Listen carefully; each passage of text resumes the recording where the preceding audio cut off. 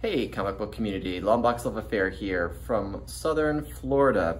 I had the chance to go to the Comic-Con Revolution in West Palm Beach, and it is in its second year, I believe. So I was attracted to the guest list. A buddy of mine that follows Instagram and this YouTube channel reached out to me and said that there are a couple cons coming up in this area, knowing that I have family. So I am broadcasting from my great aunt's garage and showing off the haul that I had over the convention. So what really attracted me to this convention was that Nick Bradshaw was going to attend. Nick is a favorite of mine. I love his work, and so I had started stockpiling his stuff. And I found out the night before that he had canceled, unfortunately. So I was really, really bummed about that. And it happens, I get it, but was really disappointed because I was already booked and scheduled to have him do a blank cover sketch. So this will remain blank for the foreseeable future. And I don't see any cons where he's coming in the near future. I think he's coming to some Canada cons, and that's not on my list at the moment. What also missed out was 2 copies of this variant cover, which I think is a rocking cover. And I was also gonna have him do a sig on my No Surrender 682 variant. Second print Venomverse cover. I do love this cover, and the Return of Wolverine #2. Of course, I have ambient noise, so forgive that. So that will go on. You know, it's been so quiet in this neighborhood until just now, so it figures. That was disappointing.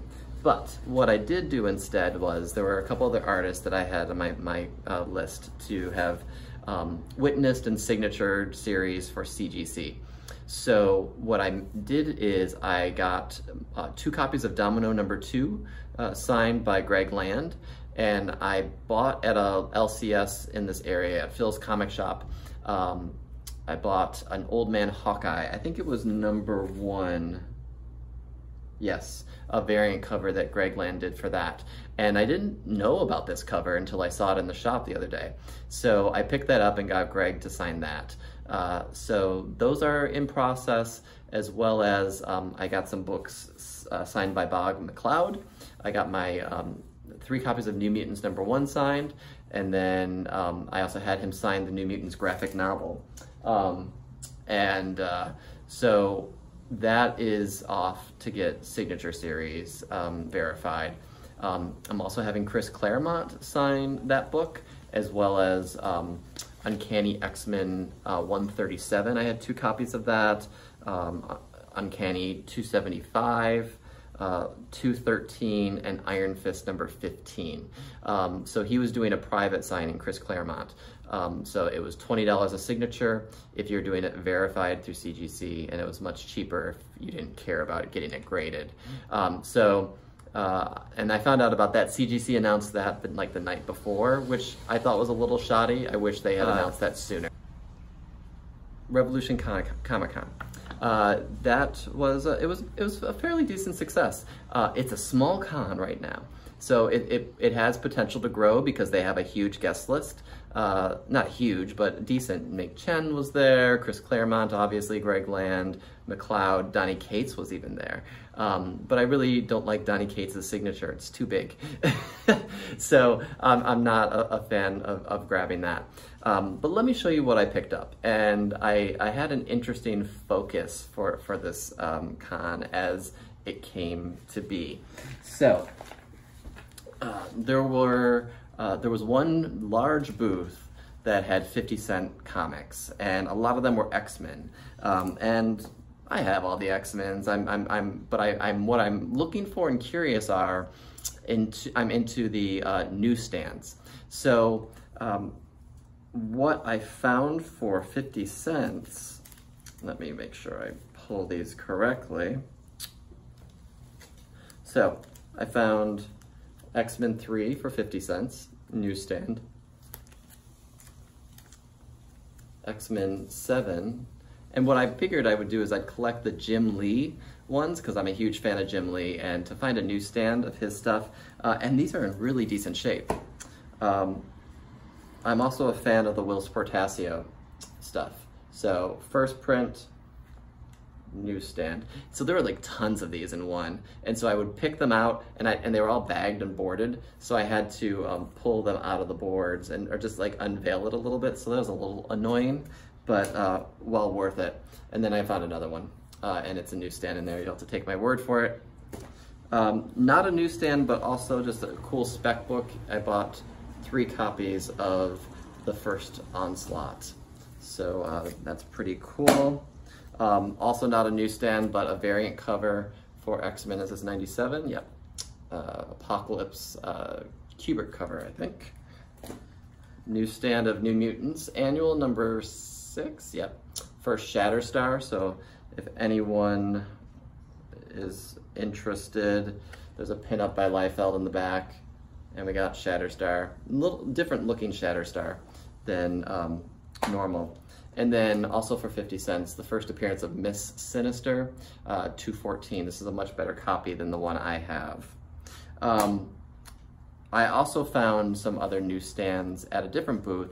This guy had what he called a new collection, and he didn't have a price on anything. And so it was like, ask for the price. And there's nothing that annoys me more than having to ask for the price. And he's a very knowledgeable seller because he knew what each of those books were. And he would look it up, or he just knew. So he had 2 of the Jim Lee X-Men #1s that are newsstands. These are definitely 9 something. I haven't taken them out to inspect, but just the spine looks really, really great. Probably 9.2. One of them has a little ding in there.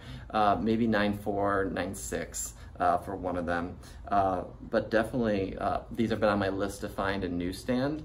So I'm excited to have stumbled upon those. And I think those are definitely harder to find. Also for 50 cents, jumping back to the other booth, actually no, this was $1. Adventures of Superman 3rd print. I don't know if I have this one, but I've been collecting the different printings, but I really like the purple logo there. The other thing I picked up, this was 50 cents, is a Judge Dredd #1. So I was surprised to find this in the 50-cent bins at the con.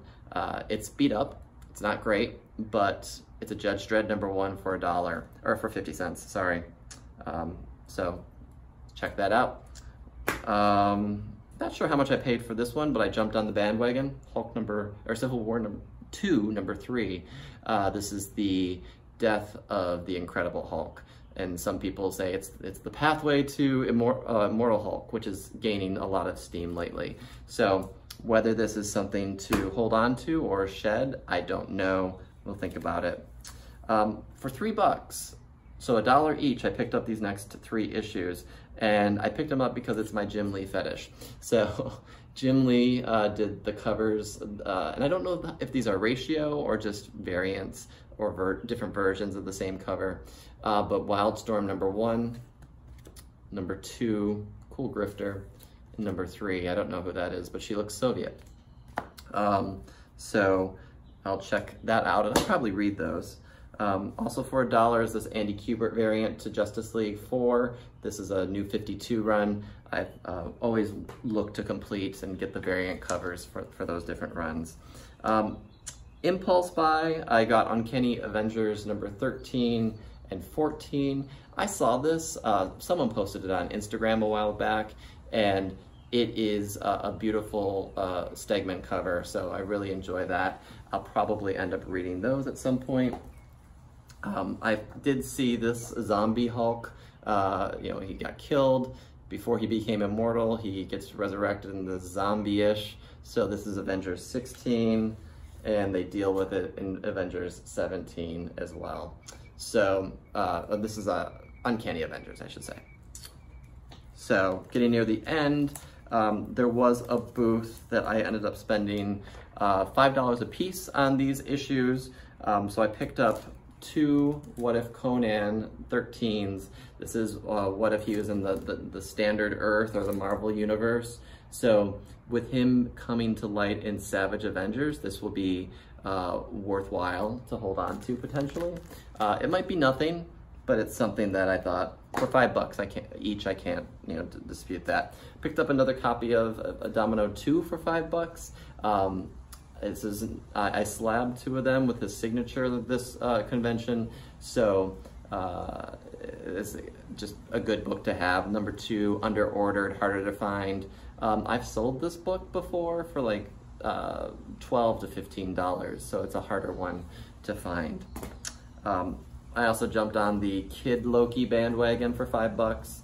I saw this in a shop for $15, so I'm glad that I picked it up for $5. Thor 13, right? No, 617. Ooh, I was way off. Last 2, and the last one I'm really excited about. So, Amazing Spider-Man 650, the stealth suit. Bought this for $6, so pretty excited about that. And at that same booth, I found an Immortal Hulk, $684 for $6. So I was excited about that as well. Avengers 684. This has become a hot book right now. So I was surprised that it was there for $6. So that's my haul. Revolution Comic Con in West Palm Beach.